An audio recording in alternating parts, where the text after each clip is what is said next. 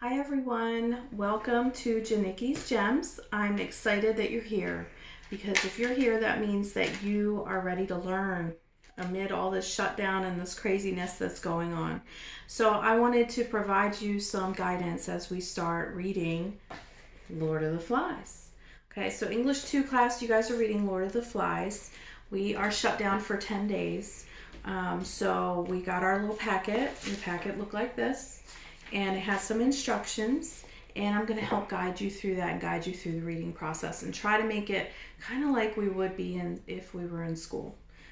So the first thing I want you to think about is some information about the author. So we talked a little bit in school before we left about what the book was about, but I know everyone was kind of crazy that day because we didn't know what was happening. We just knew that we were leaving early, that we were leaving for those 10 days, and that's it. And so let's take a look at this information about the author. My daughter's recording for me, so come around over here, Kylie. Come around over here, and let's take a look. So the author is William Golding, and he's British. He was British. He died in 1993 at the age of 81. And in his time, it was published in the early 1950s, and Britain was living in the shadow of the horrors of World War II. World War II, remember, we just talked about when we read the book Night. So that was that time period. So we had Nazis and the war and everything just crumbling around him. Okay. So Golding experienced all that, and he was actually in the Navy, the British Navy during that time, the British Royal Navy. So he was right in the thick of all that.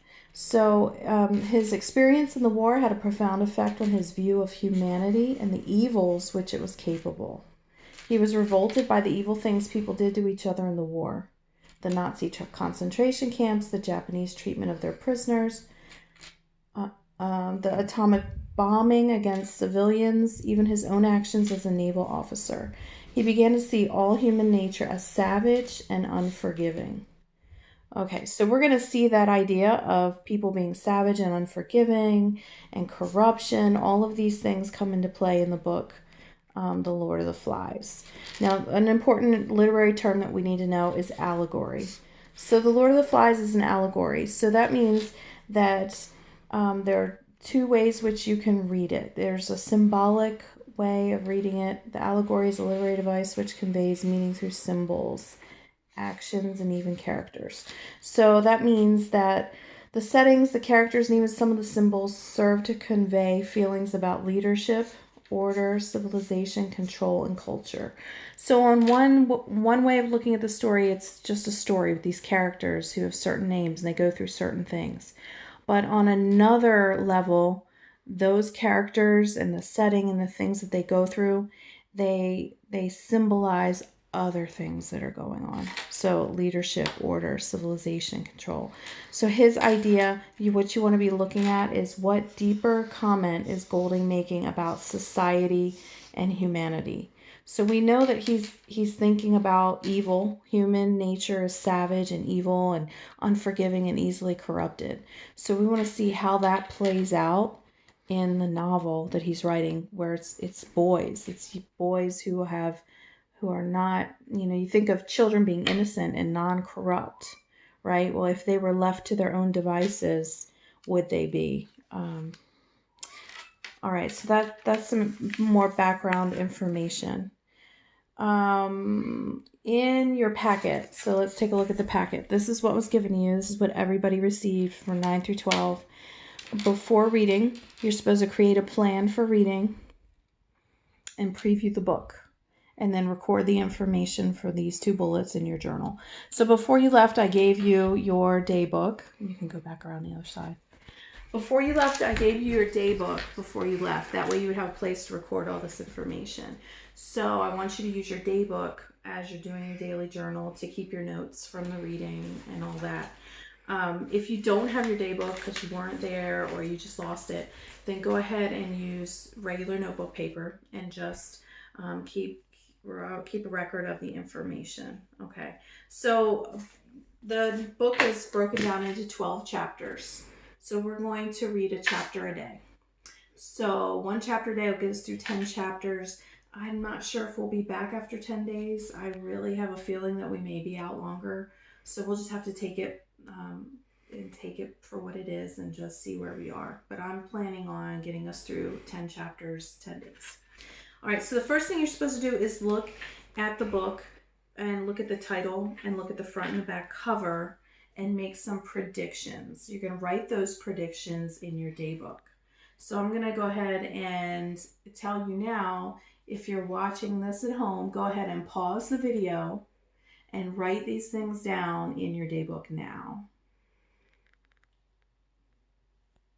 Okay, so we're going to keep going. We're going to assume that you paused the video and you wrote down some things. So some things I hope you wrote down. If you're looking at the colors of this copy, now some of you got copies like this, some of you guys got copies that are a little bit different, so your answer might be a little bit different. Notice in the background we've got these colors of the red and the orange and the white. So we've got fire, and we've got a youngster who appears to be naked, and he looks frightened, very frightened, and there's fire in there coming at him, right? And we notice in the background it's like a jungle scene. So those are all some important things on the cover. And we talk a little bit in class about this being a story of some boys who were shipwrecked on an island. Their plane went down and then they have to fend for themselves and create their own community, right? When you're reading the back, I hope you noticed not only the little part up here that tells you a little bit about the book, but the part down here where we have two different authors who give their insights about the book. One of the blurbs was from Stephen King. Now, how do you know Stephen King? You should know Stephen King's name. He is a master of horror and suspense. So you guys probably know him from the movie It with the clown, the crazy clown. But there are a ton of other movies and books that he wrote, and he's like a master of horror and evil stuff.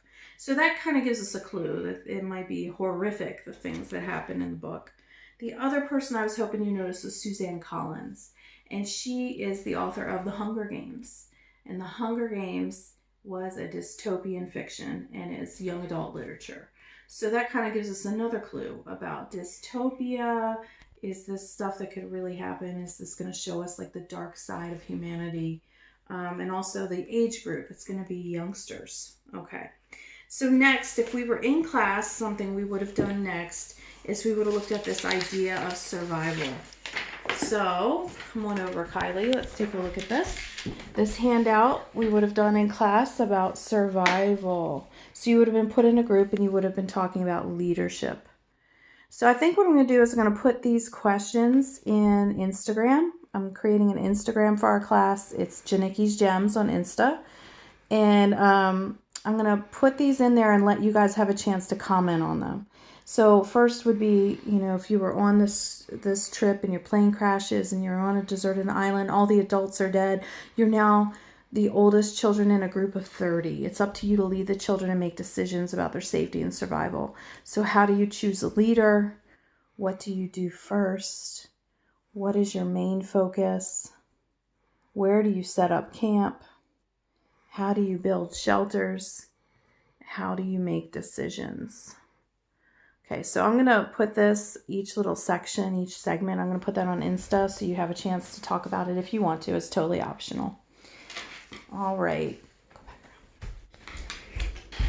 So we're going to try that. We're going to give that a try. Again, it's Janicki's Gems on Instagram. So look for that. You'll have a chance to make some comments. Now back to our packet. So we're going to read chapter 1. And in your packet, it tells you that in your day book, you're supposed to put the date and the pages that you read for each entry. So you're going to start that in your day book, today's date, and then the page numbers that you read. We're going to read through chapter 1, a summary of the major events that happen, and your personal reaction. Then if you look, there's a list of questions for during reading. There's a bunch of questions that are bulleted there for during reading. You can choose to follow those prompts in your packet or answer one or two of them, like I told you in class. You don't have to answer all of them every time you read. You just want to pick like one or two. Your other choice is going to be this graphic organizer. Okay, this graphic organizer is what I would have given you in class. Basically, you're finding some quotes that tell us about the characters. Come on over, Kylie. Let's take a closer look at this. So while reading chapter 1, you're looking for a description of the first boy we meet, description of the second boy we meet, a comment on the landscape and any references to nature, an explanation of how the boys came to be on the island, any comment on the theme of leadership, and a description of the leader of the choir. Then a symbol, why is the conch shell so important? All right, so this left you a place for notes and quotations. So if you just think about these, I'm going to go ahead and link this on It's Learning. So if you have access to that, great, that's wonderful. You can print this out if you want, or you can like copy down these little prompts in your daybook and just answer it that way. Or you can choose to go with what's in your packet during reading. So that's your choice if you want to do that. Either way is good. We're going to go ahead and read chapter 1. Chapter 1 is called The Sound of the Shell. And it's time to read that. I'll look for a link for an audio version, and I'll put that with this video. So chapter 1 is about 31 pages. Okay, so I'm going to leave you with that, and then in our next video, maybe we'll do a little bit of discussion. I'll leave some space for you guys in the comments, and I'll give you a few things to look for in chapter 2. All right, guys. Flip around. Thank you so much for joining me here on YouTube, and I hope you are safe. I hope you guys have everything you need, and I'm looking forward to hearing from you on here, and I'm looking forward to seeing you soon. See you later.